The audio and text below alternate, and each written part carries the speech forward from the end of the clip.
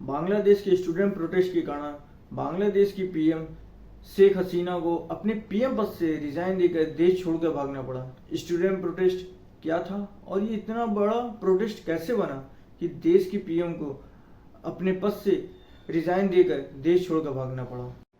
और इनके पिता शेख मुजीबुर रहमान की मूर्ति भी तोड़ी, जबकि ये बांग्लादेश के पहले प्राइम मिनिस्टर और बांग्लादेश के फादर ऑफ नेशन भी कहे जाते हैं, क्योंकि इन्होंने 1971 में बांग्लादेश को पाकिस्तान से आज़ाद कराया था और तभी से ये कोटा सिस्टम चला आ रहा था।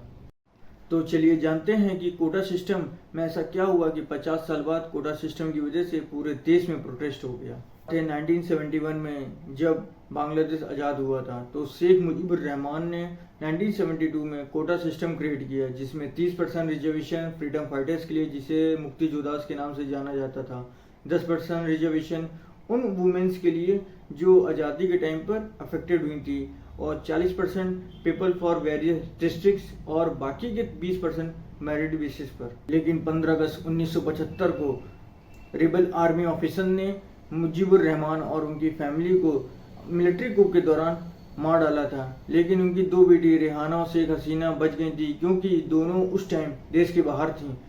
पर उसके बाद कोटा सिस्टम धीरे धीरे कम होता गया। पर 1996 में शेख हसीना बांग्लादेश की पीएम बनी तो उन्होंने उस कोटा सिस्टम में कुछ बदलाव किए, जैसे फ्रीडम फाइटर्स के बच्चों को भी कोटा सिस्टम के बेनिफिट्स मिलेंगे।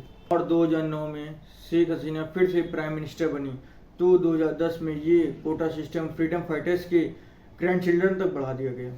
चलकर 2012 में बांग्लादेश का कोटा सिस्टम ये था: 30% for freedom fighters, 10% for women, 10% for people underdeveloped, 1% for person disability, 5% for ethnic minorities और 44% for merit basis।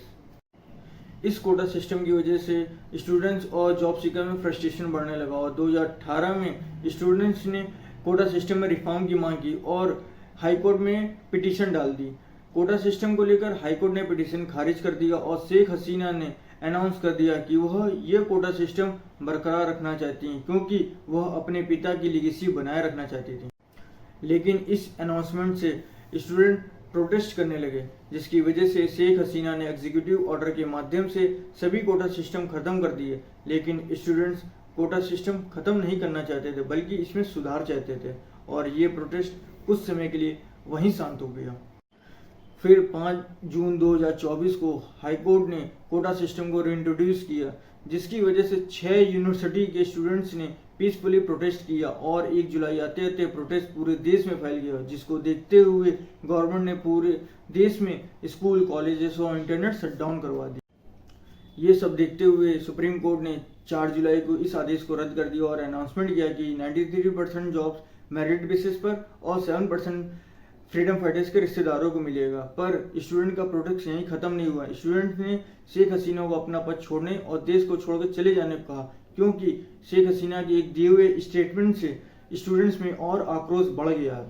स्टेटमेंट ये था, इसमें यूज किया हुआ वर्ड रज्जाकार बांग्लादेश में ऑफेंसिव टर्म माना जाता है, और 5 अगस्त 2024 को बहुत ज़्यादा प्रोटेस्ट बढ़ जाने के कारण शेख हसीना ने अपने पद से इस्तीफा दे दिया और बहन के साथ इंडिया आ गई।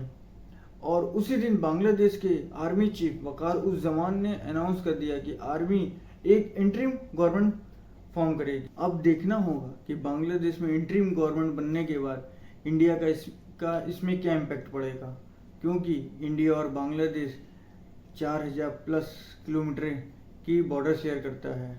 अगर वीडियो पसंद आई हो तो वीडियो को लाइक, शेयर और चैनल को सब्सक्राइब करना ना भूलें। जय हिंद।